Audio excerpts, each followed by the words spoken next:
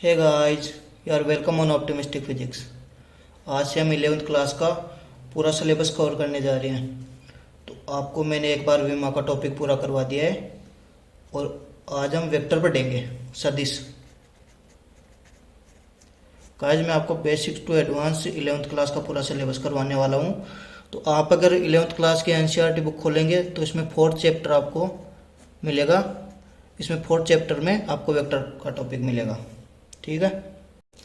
और अगर आप विमा विमा का डिटेल्ड वीडियो देखना चाहते हैं, विमा के बारे में पढ़ना चाहते हैं, तो मैं उस वीडियो का लिंक आपके लिए डिस्क्रिप्शन में डाल दूंगा।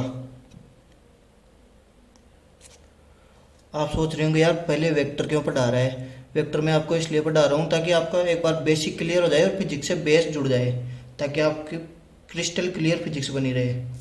Okay guys, let's begin. Vector के बारे में हम चर्चा करेंगे आज। फ्रेंड्स, आप भौतिक राशियों से तो परिचित हैं। इनमें कुछ राशियाँ ऐसी होती है जो ओनली परिमाण से व्यक्त हो जाती है, ओनली उनको क्वांटिटी से, उनके मोड से डिस्क्राइब कर सकते हैं। और कुछ राशियाँ ऐसी होती है जिनके लिए दिशा की आवश्यकता होती है, डायरेक्शन ज़रूरी होती है। अगर उनकी डायरेक्शन हमें नहीं पता होती है तो हम उनको ओनली परिमाण से उनके बारे में डिस्क्राइब नहीं कर सकते, उनको व्यक्त नहीं कर पाएंगे। फॉर एग्जांपल, अगर हम 11th क्लास के एनसीईआरटी का एग्जांपल अगर लें तो इसमें आप मोशन वाले चैप्टर पढ़ोगे, गति वाले। तो उनमें आपको त्वरण, विस्थापन, वेग, चाल, ये सारी राशियां देखने को मिलेंगी। तो इनको समझने के लिए आपको अदिश और सदिश ये चीज़ें पता होनी चाहिए, ठीक है। इनको समझाने का आज मैं प्रयास करूंगा आपको। So let's begin guys.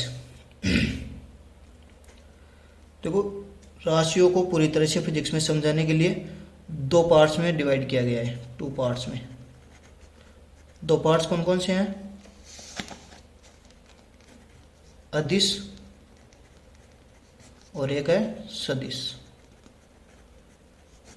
Scalar and vector. Okay friends, सबसे पहले हम बात करेंगे अदिश राशियों की। अदिश राशियां, अदिश राशियां आप नाम से समझ रहे होंगे, स्केलर। अदिश राशियों के नाम से आप समझ रहे होंगे, दिस ए प्लस दिस, दिशाहीन राशियां, मतलब वे राशियां जिनको हम केवल परिमाण से व्यक्त कर सकते हैं।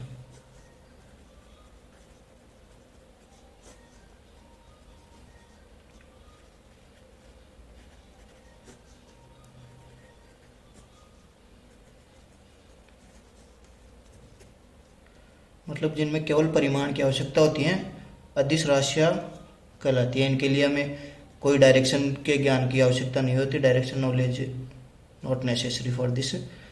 ओके, इसके लिए मैं आपको एक एग्जांपल देता हूँ। फॉर एग्जांपल, जैसे 2 बिंदुओं के बीच की दूरी है,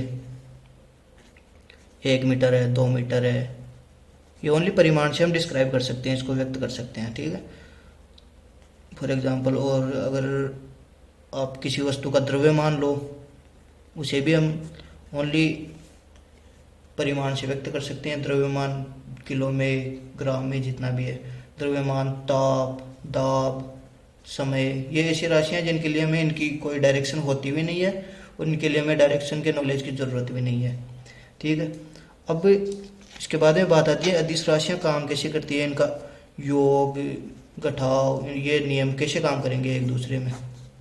तो इनके योग वगैरह के लिए आप बीजगणित के जो नियम होते हैं, नॉर्मली मैथमेटिक्स में जो एडिशन के लॉज होते हैं, वही नॉर्मली काम करते हैं। फॉर एग्जांपल, अगर आप एक आयत ले लो,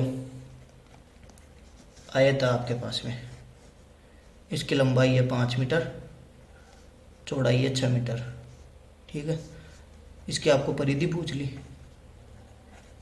परिधि अदिश राशि है। परिधि किससे नापी जाती है? लंबाई में नापी जाएगी परिधि, और लंबाई है एक अदिश राशि। तो 5 मीटर, इसकी परिधि का क्षेत्रफल क्या होता है? 2 इंटू एल प्लस बी, लंबाई प्लस चौड़ाई, ठीक है, 5 + 6, और इसका आंसर आ जाएगा 22 मीटर। तो इसके लिए हमें इसकी डायरेक्शन की ज़रूरत नहीं पड़ी ना, तो यह है एक अदिश राशि। अदिश राशि क्या है? लंबाई। ओके, उम्मीद है आपको अदिश राशियाँ अच्छे से समझ में आ गई है। इसके बाद में हम सदिश के बारे में बात करने वाले हैं। नेक्स्ट आपका आ रहा है सदिश। सदिश राशियाँ, सदिश राशियाँ इसको इंग्लिश में बोलते हैं वेक्टर, ठीक है। वेक्टर सदिश को इंग्लिश में वेक्टर बोलते हैं, सदिश राशि। अब सदिश का भी आपको नाम से पता चल रहा होगा, सदिश।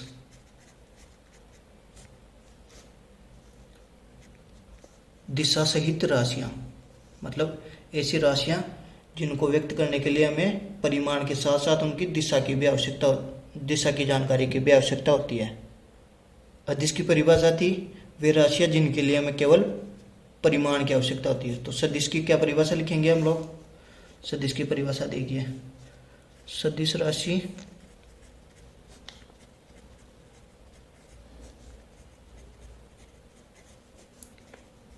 वह राशि है जिसमें परिमाण के साथ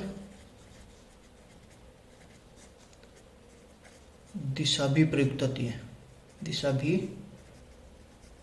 प्रयुक्त होती है। इसके लिए हमें इसके परिमाण और दिशा दोनों की आवश्यकता होगी, ठीक है। फॉर एग्जाम्पल विस्थापन है, वेग है, त्वरण है, बल है, इन सभी चीज़ों के लिए हमें दिशा की आवश्यकता होती है कि किस दिशा में विस्थापन हुआ है, किस दिशा में हमने बल लगाया है। तो ये राशियां सारी की सारी सदिश हैं, वेक्टर है। ओके, अब इसके बाद में बात आती है सदिश राशियों में योग, घटाव, ये सारे नियम कैसे काम करते हैं। अब देखो, अदिश में तो बीजगणित के अनुसार काम कर देते हैं, क्योंकि उनमें ओनली परिमाण की आवश्यकता होती है, उनमें डायरेक्शन की नीड ही नहीं होती। सदिश को समझाने के लिए दिशा की आवश्यकता होती है।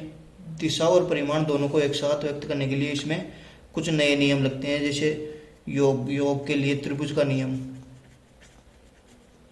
त्रिभुज का नियम ये मैं आपको आगे बताने वाला हूँ। त्रिभुज का नियम, समांतर चतुर्भुज का नियम,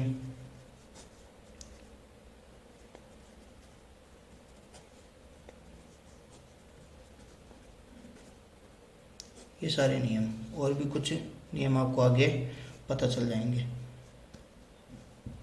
जिससे हम सदिश राशियों को व्यक्त कर देते हैं। इससे पहले कि आप ये सारे नियम पढ़ें, मैं आपको, आप लोग ये सोच रहे होंगे अदिश राशियों को तो चलो ठीक है परिमाण की आवश्यकता होती है, तो जैसे उनके मात्रक के साथ में लिख देते हैं, जितने केजी है, मीटर है, लेंथ वेंथ जो भी है, ठीक है। सदिश राशियों को लिखेंगे कैसे, प्रदर्शित कैसे करेंगे हम लोग? तो सदिश राशियों को लिखने के लिए जैसे कोई राशि ले लो, ये आर राशि है, आर सदिश राशि है। और अगर सदिश राशि है तो इसको लिखने के लिए आर सदिश लिखते हैं। आर सदिश को कैसे लिखेंगे? आर के ऊपर तीर का निशान लगाएंगे और इसको बोलेंगे आर सदिश या फिर आर वेक्टर। ओके, ये चीज़ आप हमेशा ध्यान रखना। सदिश को जब भी हम लिखेंगे इसके ऊपर तीर का निशान लगाएंगे, ये चीज़ हमारे बार बार काम आने वाली है।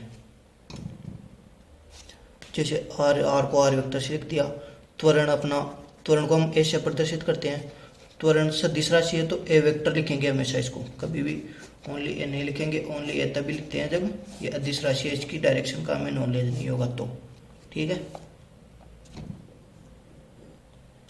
उम्मीद है आपको सदिश और अदिश अच्छे से समझ में आया होगा।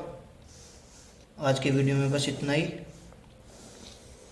बाकी नेक्स्ट वीडियो में मैं आपको बताऊंगा सदिश में त्रिभुज के नियम कैसे काम करते हैं और बेसिक टू एडवांस में आपको इसके एग्जांपल्स भी करवाने वाला हूँ। जो भी बुक में एग्जांपल है, जो प्रॉब्लम्स हैं वो मैं आपको सॉल्व करवाऊँगा।